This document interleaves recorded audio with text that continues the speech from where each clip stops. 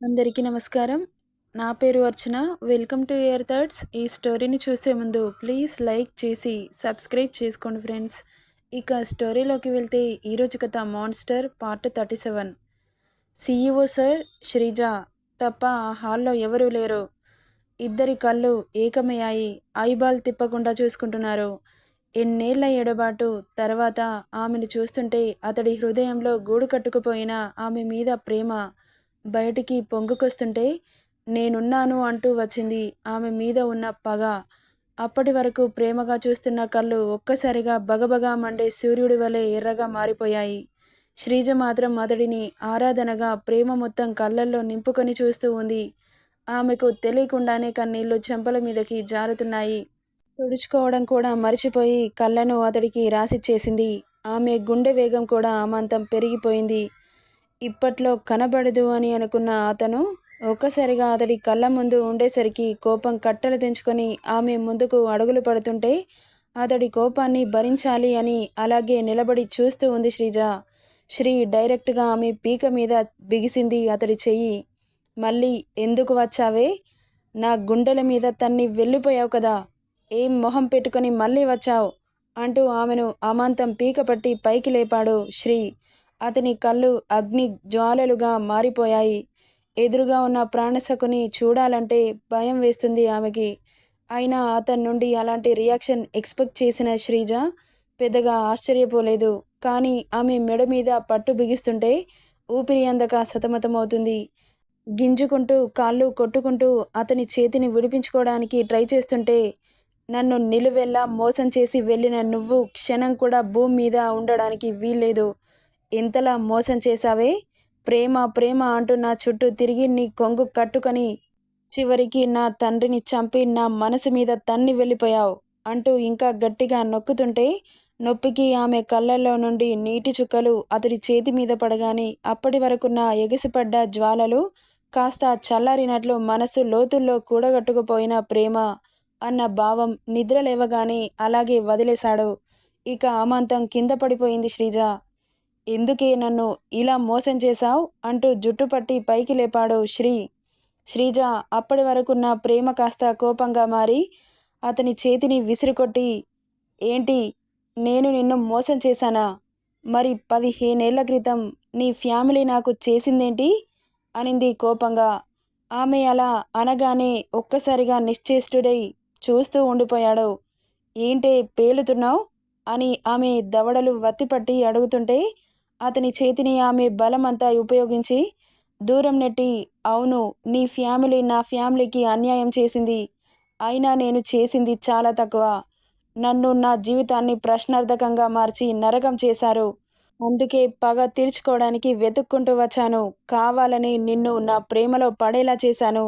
నీ ఫ్యామిలీలో కాలు మోపి నీ తండ్రిని చంపేశాను అంటుంటే ఆమె మాటలు వింటున్న శ్రీ బ్రెయిన్ ఒక్కసారిగా మొద్దుబారిపోయింది.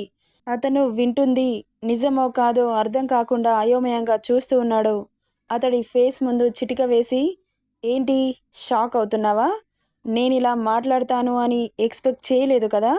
అవును, నా నిజస్వరూపం ఇదే. నా తల్లిదండ్రులను నిర్దాక్షిణ్యంగా చంపేశాడురా మీ నాన్న. అసలు మనిషా రాక్షసుడా? నాకు అప్పుడు 7 ఏళ్ల వయసు. నా వాళ్ళే ప్రపంచం. వాళ్ళని వదిలి ఇంటి నుండి బయటకు వెళ్ళేదాన్ని కాదు. నాకు అప్పుడప్పుడే ఊహ తెలుస్తున్న పసి వయసు. వాళ్ళతో గడుపుతున్న ఆనంద క్షణాల్లో ఒకరోజు నా తల్లిదండ్రులని చంపుతుండగా నా కళ్ళారా చూశాను. వాళ్ళ చావులు నా కళ్ళల్లో ఇప్పటికీ మెదులుతూనే ఉన్నాయి. నా తల్లిదండ్రులు చనిపోయిన తర్వాత నా జీవితం ఒక నరక కూపంగా మారిపోయింది. క్షణ క్షణం చస్తూ బ్రతికాను. నేను పడే బాధ, ఆవేదన మీ నాన్న మీద పగగా మారాయి. నాతో పాటు నా పగ కూడా పెరిగి పెద్దయింది. నేనక్కడ కనిపిస్తే నన్ను కూడా చంపేస్తారు అని పారిపోయాను. ఎందుకో తెలుసా? అంత చిన్న వయసులోనే నీ తండ్రిని కసితీరా చంపాలని. కానీ చనిపోయేటప్పుడు నేను లేను. నీ తండ్రి మీద, నీ ఫ్యామిలీ మీద పగతో బ్రతికాను. నాకు బ్రతుకు మీద ఎలాంటి ఆశలు లేవు. కానీ కేవలం పగ మాత్రమే ఉండేది. మిమ్మల్ని వెతకని చోటు లేదు. ఇక ఒకరోజు నువ్వు స్కూల్కి వెళ్తూ కనిపించావు. అప్పుడు నువ్వే అతని కొడుకు అని తెలీదు. తర్వాత నిన్ను మీ నాన్నని కలిసి చూసినప్పటి నుండి నాలో పగ మరింత పెరిగింది. నిన్ను నా వలలో వేసుకుని నీ ఇంట్లో చేరి చంపాలనుకున్నాను. చంపేశాను. కానీ నేను చేసిన తప్పేంటో తెలుసా? నాకు తెలియకుండానే నిన్ను లవ్ చేయడం. ఎంతలా అంటే ప్రతి రక్తపు బొట్టులో నీ పేరే వినబడేంతలా.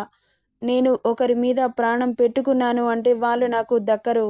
నా తల్లిదండ్రులు దూరమైనట్లే దూరం అవుతారు అని భయం వేసి ఆ రోజు మనం కలిసిన నెక్స్ట్ డేనే నేను వెళ్ళిపోవాల్సి వచ్చింది.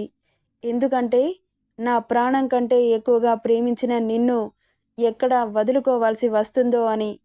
ఇప్పుడు నువ్వు కనిపించావు. నిన్ను వదులుకోవాలని నాకు అనిపించట్లేదు. నిన్ను చూస్తుంటే నా ప్రాణం విలవిలలాడుతుంది. కానీ నా ప్రేమ నా వరకే ఉంటుంది. నీ దాకా రానివ్వను. ఇంకోసారి తప్పు చేయాలనుకోవట్లేదు. నాకు పగ ఉంటుంది కానీ ప్రేమకి ఆస్కారం లేదు.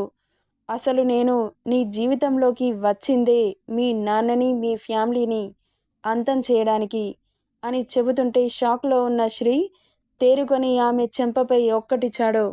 పోయి గోడకి గుద్దుకొని కింద పడిపోయింది. ఆమె తల బలంగా ఫ్లోర్కి గుద్దుకోవడం వల్ల తల నుండి రక్తం ధారగా పోతుంటే ఆమె జుట్టు పట్టి పైకి లేపి, ఏది చూపెట్టు, నీ ప్రతి రక్తపు చుక్కలో నా పేరే ఉంటుందని చెప్పావుగా, చూపించు అని ఆమె జుట్టు పట్టి రక్తాన్ని చూపిస్తూ అంటాడు. అతడిచ్చే నొప్పి ఆమెకు ఏమాత్రం చీమ కుట్టినట్లు కూడా అనిపించట్లేదు.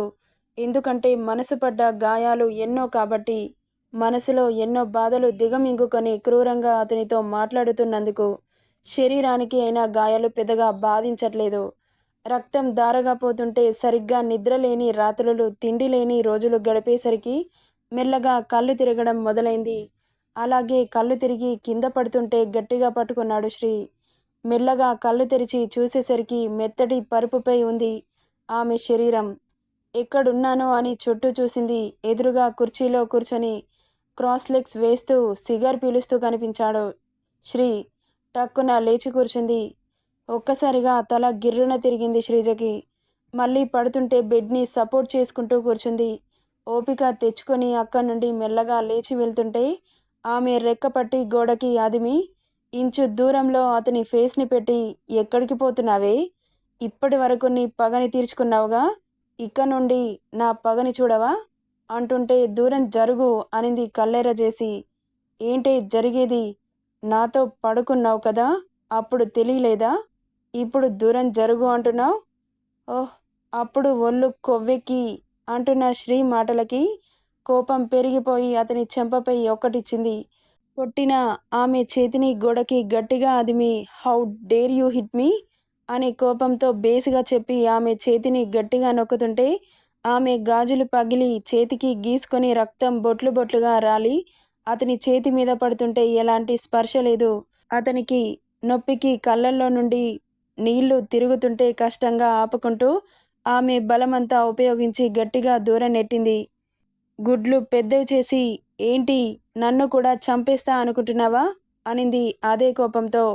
నిన్ను చంపడం కాదే, ముక్కలు ముక్కలుగా నరికి పాతేయాలి అన్నాడు. అంత కోపం ఉంటే ఎందుకు ఆగుతున్నావు? చంపేసేయ్.